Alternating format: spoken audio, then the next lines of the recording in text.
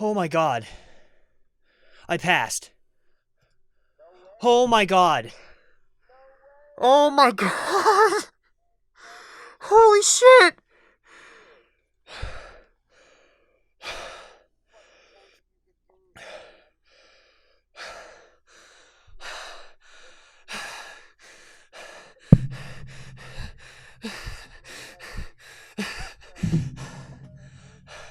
Well, I gotta show my mom. Look at this screen. You passed. I passed. Oh, buddy. Oh, God. I'm so proud of you. Good job. Yes. Woo. I can't believe it. Oh, Sorry.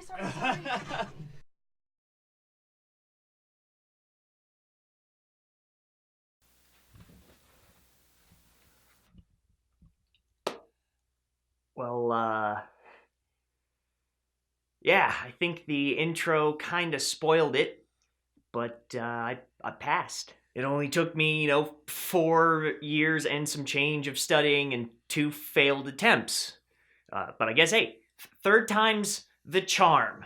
Now, I didn't show this part on the earlier section, but when I found out, after I ran and got my mom, I actually, I kind of threw up a little bit. I was a little, I was a little excited. My stomach hurt, and yeah, I've never been so excited I threw up before, so that's something new. So yeah, it's been a very happy day in the Zimmerman household the last 24 hours since I found out. There's usually many hugs and much celebration when something that, for many seems impossible, at least for this much of many, seems impossible, gets done, so it's a pretty good feeling. I don't know how many of you guys know about the overarching journey, but when I first started learning Japanese, it was different than everything that I kind of had done before.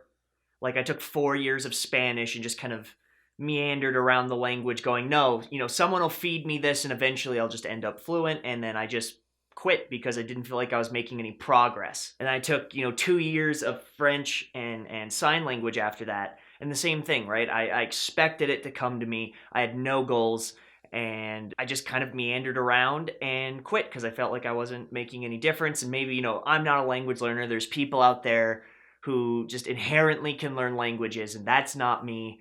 And then I picked up Japanese with a different attitude. And because I did that, I got a different result. And frankly, the only attitude change that was different, it wasn't my resolve to learn it because I had that with the other languages. It wasn't how much time I put in because I put in at the start the same amount of time. The only thing that was different was I set a goal. Now, I'm sure many of you guys who also set goals in Japanese probably tried what I did with my other two languages, right? I want to be fluent. But when you don't speak multiple languages, the only idea of fluent you have is your native tongue. And that's not a very good barometer to set as a goal because you were born with this, you were raised in this for me, 20 plus years. Not a very good barometer, right? It's kind of different. Your native tongue is kind of different than what the idea of fluency is, I'm sure, between everybody. So because I kind of diagnosed that was my issue, but, I started looking for people before I even really started learning, who I thought were, wow, that person looks fluent. They can write a script in Japanese. They can read these books. They can order on menus. They're showing their life in Japan. And it's like, wow, these guys are fluent. And all of them had some video about this thing called the JLPT. And for those who are watching this, who maybe they're family and friends of mine who might not be a part of the greater language learning community, hi grandma. JLPT is the Japanese language proficiency test. And I took the N2, the second hardest level that they have. I don't necessarily know or have any opinion on if it's the hardest test, but it is definitely the most popular test, and it tends to be the test that foreigners wanting to work with Japanese companies, they don't tend to look at JCATS or the Conte test. They look at this one. For whatever reason they have, this is the test that the most amount of people look for for proficiency. For some, it's for work or for university. For some, it's just like me. It was a goal. I had no idea about language learning, but I saw all these people who were doing things that I wanted to do, what I considered fluent at the time, although my idea of fluent has changed. And I said, all right, I want what they have. Those people are N2, I'm going to be N2. And that was the only difference. And I would say setting a goal that was more concrete and tangible and made sense, that actually had kind of finite, parameters. Like the N2 has a finite amount of information, a set score for passing. Like, I don't know if it's a good determiner for fluency necessarily, but it is certainly a good goal overall to aim for. Because when you don't have a goal, you kind of just walk around and hope you make progress. But if you could set a point, a physical point in the distance and go, that's my goal, you can plot a course there, and then that allows you, hopefully, to make actual progress, to move forward. And I would like to think that I'm evidence of that. And this was my end game. This was, all right, when you hit N2, you're fluent. I actually thought that. I've even kept up, I should hide them, but I kept up those videos, the fluent in under 1 year N2 videos. Because in my mind, I equated fluency to N2. And, I should not have done that as someone who has severe test anxiety and chokes on every test I've ever taken. But it was all I knew. I didn't know of any other means in language learning because I was so new to language learning. I'd never done it successfully. This is what I picked. In hindsight, would I pick this again? Absolutely not. But it's what I picked. And even though now, I really had no desire to take these tests, now that I found more things that I like to do in Japanese that would make better goals, at the start, I needed to set a goal, and I'm telling you guys, even if your plans change, finishing that first goal feels, even if it's something that you don't really care about now, starting something and finishing it is a better feeling than just going and changing your goals as you go. You should always add goals.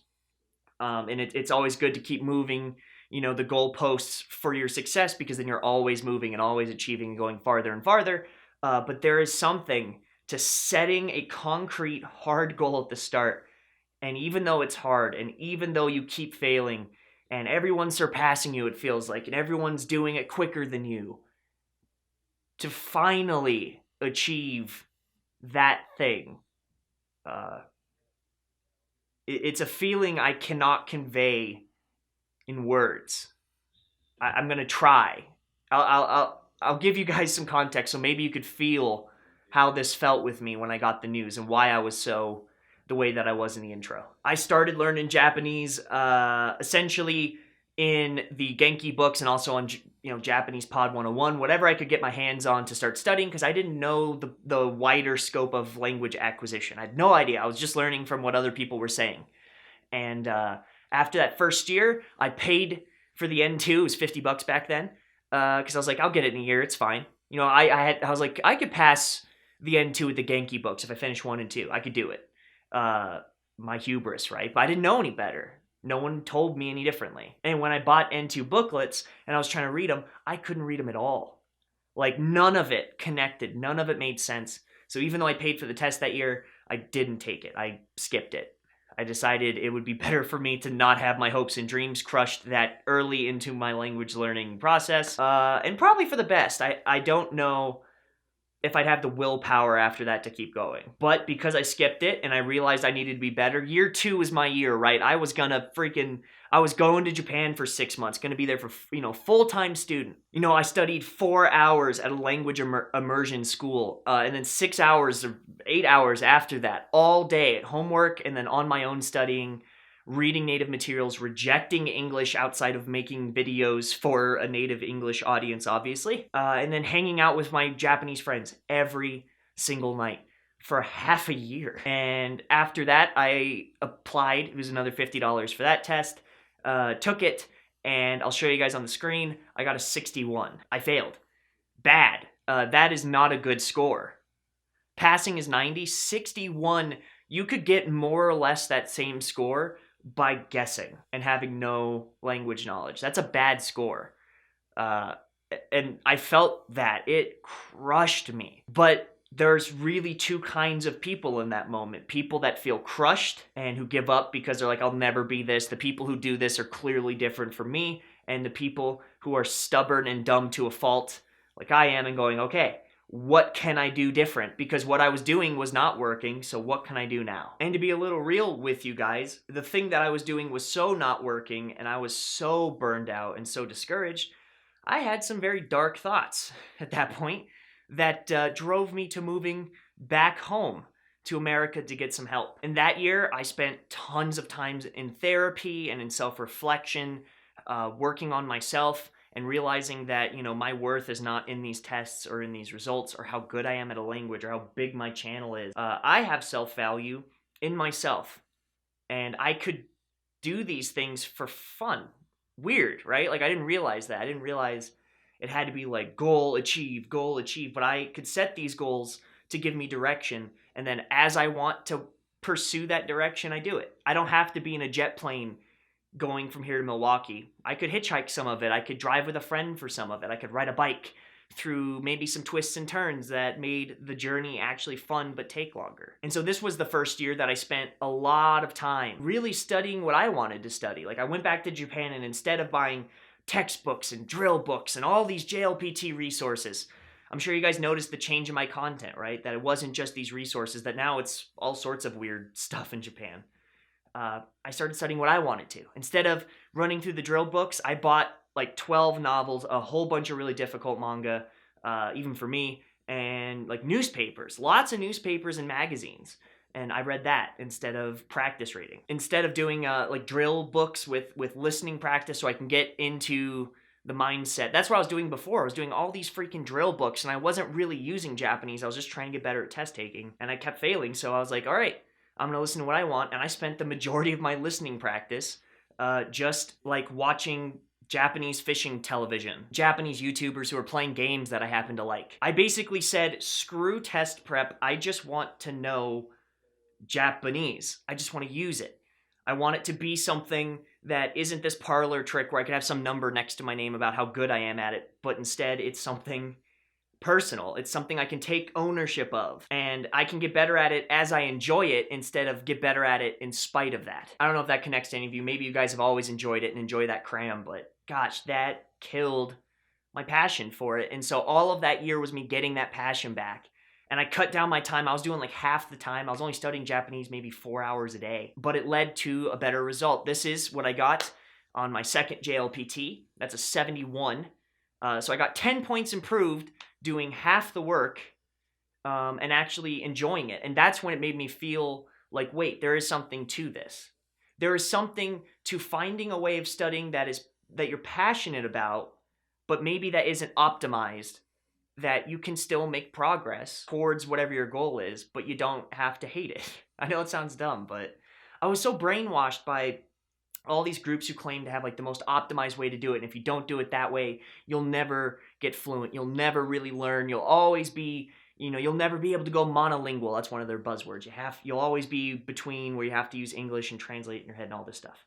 And when I finally let go of all that and just said, I just want to study Japanese because it's fun. It's fun to study Japanese. I'm passionate about it. I love to do it. I would feel my days are empty if I didn't do something in Japanese, if I didn't review vocab or learn new kanji or watch Japanese TV. My day felt like I was lacking something. And it was never, at this point, it never felt like, oh, now I have to learn kanji. Or, I have to run these flashcards. I don't want to. It never felt like that. It was always like, yes, my days, I'm done with the stuff I had to do. Now I finally get to learn Japanese. And I didn't have that when I started. And when I discovered that, I tried preaching that gospel so hard on YouTube. I'm sure you guys have noticed. What that taught me was I thought that I was going to fail worse because I wasn't doing the test prep and I was just doing what I wanted. And I was like, I'll probably get a worse score than last year. And I did better. And I was like, wait. So if I just keep doing this at the pace that I've been doing it at, optimized or not, I'm making progress. Now, you guys got to kind of understand from my perspective, it's going to be a little bit different for someone who's, my life, my job involves studying Japanese in front of a camera with an audience to the general public. And I'm sure you guys have encountered very toxic people in the language learning community. You guys kind of get it on the periphery. some of you guys might be watching this and you also make content, so maybe you've seen it. But if you're just someone who's studying for fun, to let you in on a secret, people can be very, very mean. Especially if you're preaching, hey, just study it because you love it and find the things that you like doing and use that to study. It almost feels to like a lot of people a slap in the face of, whatever their method is. And that's not my intention at all. So when you're preaching this gospel of finding the thing that you love and doing that, it can cause a lot of people to be very hurtful, especially when you keep failing. It seems like if you keep failing, your system sucks, or your system doesn't work. This is this kid trying to rip you off or whatever. So that's why I intentionally never organized any system of studying. I'm not trying to get you guys to buy my ebook or to take the Chad pill. I don't care what you study, as long as whatever you're studying and how you're studying it, you love doing. And this hurt me personally. It hurt to keep failing these, even though I felt like I was making progress. Like I would read things about on the JLPT website about here's what roughly you can expect to be doing if you're at N2 level. And I was doing almost all of that and yet still failing by, 19 points. And I couldn't understand. I was like, why can I do these things that these people say that I can do, but I can't seem to pass this test? And to be honest, it's probably a combination of my anxiety disorder coming up a bit when I was taking the tests, me putting so much of my self-worth and going, my channel will never be anything if I can't pass this, or all these dumb things I was saying to myself because I was saying to myself what people were saying to me. And I wasn't listening to the people who were saying, no, Chad, we love your content because of you. And how many thousands of people have commented going, hey, man, you encourage me to study Japanese. Like, that's who I should have been listening to. And so there is an apology here for those people who I wasn't listening to this whole time. I should have listened to you. I would be a lot happier. And I am now happy because that last year that I was studying, I took no JCAT practice tests. I took no practice tests throughout the year. I didn't run any drill books, did nothing all of 2019 except study what I wanted to study and do what I wanted to do. And I passed. I got a 96. And I guess I should break down how this kind of worked out throughout the years. Otherwise, it might not make a lot of sense. So I won't go very deep into how this is graded or how it's scaled or anything. I have a video on that if you would like to look on my channel. I have like 300 videos. So I probably have a video on whatever topic you're looking for. But my first score was right here. That was my very first year. I have notes here so I don't have to keep looking at it. Basically, I got an 18 out of 60 on the vocab and grammar, which is awful. That is the bare minimum you need to pass in that section. And it is, you could pretty much guess and get roughly that score anyways. On my reading section, I got about a 20, and then on listening, I got a 23. All of those are not very good. This was the 2017 JLPT. Obviously, I got a 61, so not passing, you need a 90 overall and at least a 33% in each category. So I failed miserably. But instead of allowing myself to be frustrated and give up, I said, all right, what can I do? And because of that, I studied the things that I wanted to study and did the things that I wanted to do. And that's when I got the second one that is still a not passed, but I got a 26 out of 60. It was a massive improvement. Massive. I mean, that's still like a 30 or 40% improvement. It's just not quite where I needed it to be. I actually did 1 point worse in my reading. Mind you, that could be plus, it's a scaled system, so that really could be the difference of me getting, I could have gotten one more question right, but it was an easy question, so it took me down one versus last time, or I could have gotten one wrong, but it was a harder one, and that also took me down one. Either way, it was more or less the same, but I did technically take one less out of that. But my listening went way up too. I got a 26 out of 60 just by watching Japanese fishing television. Like, I didn't have to run drills to increase it that much. So then I was like, okay, let's keep doing this system. Even this year, like if I only got, so I got a 61 and then a 71. If I got an 81, at least then I know, hey, I would be at 91 the next year. And I'm okay with that, especially since I can do all the stuff that they're saying I could do at N2 already. I'm just enjoying it more. That's the only difference. I don't know if you guys can actually see. This is the actual sheet that I printed out from last year. And I have horrible Japanese handwriting, but it's gambaro on the side. The minute I found out I failed, I was so frustrated and just brokenhearted, and I cried. There are tear stains on this, and tea stains for me trying to drink tea with shaky hands because I was so frustrated. And I stopped and I grabbed a Sharpie and I wrote, "Hey, you're gonna freaking do it next time, dude. Let's do it. Let's do our best." The minute I found out, I just wrote it down. I was like, "We're gonna do this." And now I can finally say, "Ganbarimashita," because I found out that I passed this time. So what changed? Essentially, all I did was fill in the gaps of the N2 words I didn't know. That jumped my score to a 40 out of 60. That is an astronomical jump.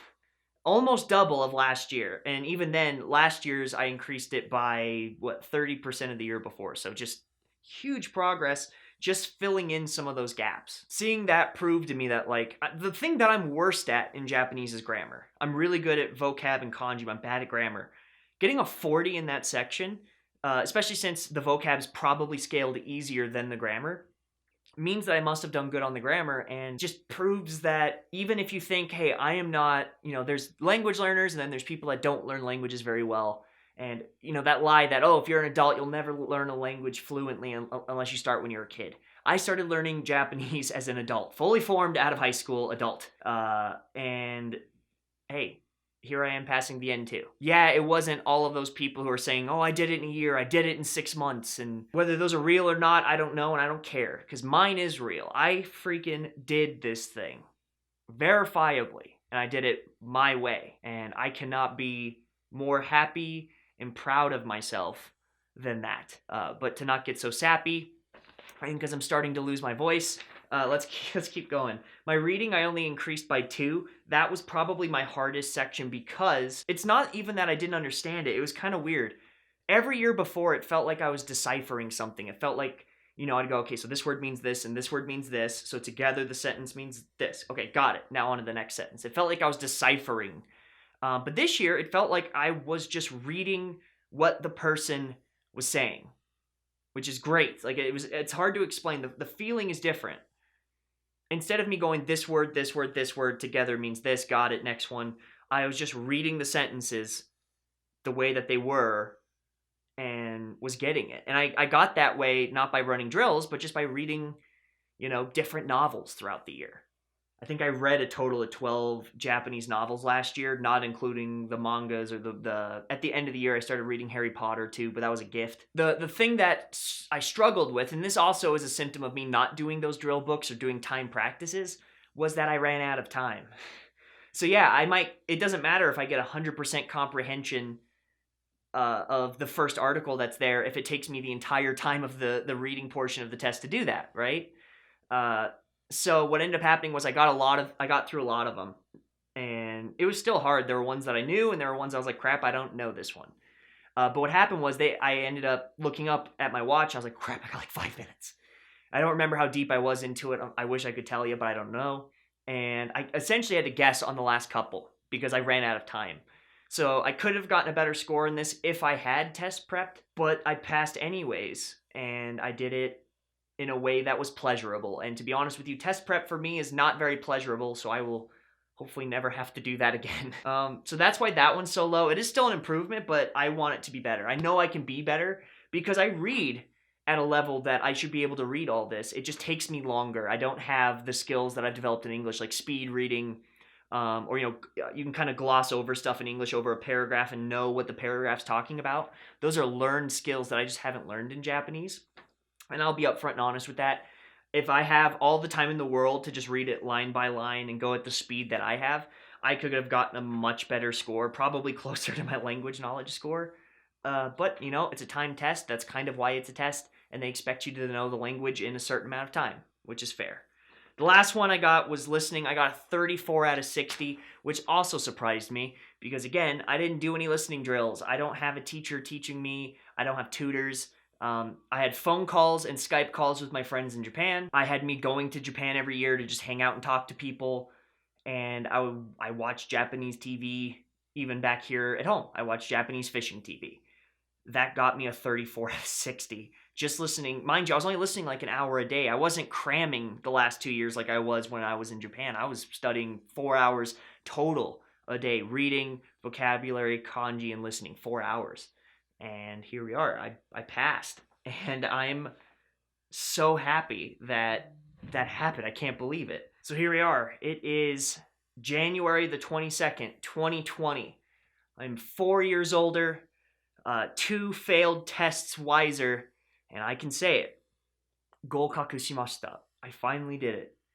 After all this time, we did it. And I have to say we did it because we freaking did it. Like, I could not have done this without the people that have stuck around through these 4 years who, you know, old and new friends, whether you came in at the start or you came in along the journey. Thank you. Thank you, thank you, thank you so much for believing in me when I didn't believe in myself, for encouraging me. You guys think I'm encouraging you? You guys encourage me 1,000 times more than I could ever encourage you guys. I would not be here without you, without my family, my mom and dad, without my brother and sister supporting me. And the thing that's scary now is going, and now what? Right? I passed the thing that I set at the beginning of this journey. N2 is here, and it's 4 years down the line. But I have a lifetime of Japanese studying ahead of me. I never want to stop learning. If I get to a point where I know so much, I have to find obscure, rare, old dictionaries to learn new words. Hey, I want to be learning new words every day. But what's the next step? Is it the N1? Am I taking on, maybe improving my writing a bit? Am I taking on tests, or am I doing something else? What are the goals I have for Japanese? I have ideas about that, about what I want to be doing next, but I'm going to give myself a week to kind of sit on it and just be happy that I finally did the thing. And then I'm going to come back next week strong. We're going to, together as a channel, set goals. And then you guys get to watch me hit those next steps of my life, whatever those are. But this video is already running long. I won't keep you guys longer than you've already given me, so I appreciate you for that. If you would like to maybe tell me thank you, you can comment down below, or just say, hey man, congrats. I love reading those comments, and it also supports my channel in a free way because it counts as engagement. Likewise, if you'd like to leave a like, or maybe subscribe to my channel, you can go back and watch my entire journey and all my failed attempts and all my strategies. Hopefully get to know me a bit better. And if that sounds like fun, you can subscribe to my channel. It's free. You'll get a free video. I don't know why I say free so much. It's pretty obvious. But you'll get a video every single Wednesday. No paywall. Nothing to worry about. I give freely of myself because I get so much back from the community of just support and love, and knowing that you guys are also achieving your dreams. Regardless of where we're all on this journey, we're all on it together. And I kind of feel some companionship in that. And so, if you would also like to be a greater part of the community, I have a Twitch channel that I really enjoy streaming on. I've already gotten the affiliate on there, which feels really good this year. So maybe you should come hang out on there. Twitch TV/Chad Zimmerman. I think I have a link in the description down below. Tomorrow, Thursday Mountain Time, I'll be streaming community games, so you guys can actually come and play with us, be a part of it. You could talk to me in the chat, hang out on the Discord. I do have a link for my Discord down below. It's a community of 300 plus language learners. That is just my favorite place to be. I will also be doing anime night, Saturday anime night on Twitch. We are temporarily moving to Twitch for a little bit to sort some things out. So if you would like to hang out and talk and say, hey Chad, good job, I'd love to see you on my Twitch channel. If you'd like to support me monetarily, again, tips are never, ever required, but they are always welcome. You can indeed support my channel monetarily. I have a Patreon with levels from $1 all the way up to $25 right now. The highest level, that is the one that I do the most, that has supported me the greatest for the longest amount of time, is the Manga Club. You get 4 manga books in Japanese from Japan shipped to your front door if you're in Australia or America, because I only expanded to 2 countries. It's a great way to support my channel, and you get, native Japanese supplies out of it, so I think it's a pretty fun win-win. But for as low as $1, you can even get handwritten postcards, all sorts of stuff. Go check that out. I have things that I do creatively that don't have anything to do with Japanese. My podcast, the Wicked Miscreant podcast, I'll leave a link down below, is just me and my buddies watching movies and being goofballs and having the most fun we've ever had. They all get super drunk, we all get really funny, and it's a great time. So go subscribe to that. That would mean a lot to not only me, but a group of creatives like me. And I'm pretty sure I've done enough self-selling by now. Thank you all so much. This is a community win. This is one for all of us. That you guys have sat with me and cried with me when I was frustrated, and now as a community we get to celebrate together because we freaking did it. What better way to end it, huh? Love hard, love deep, and I will see you all next week. Bye-bye.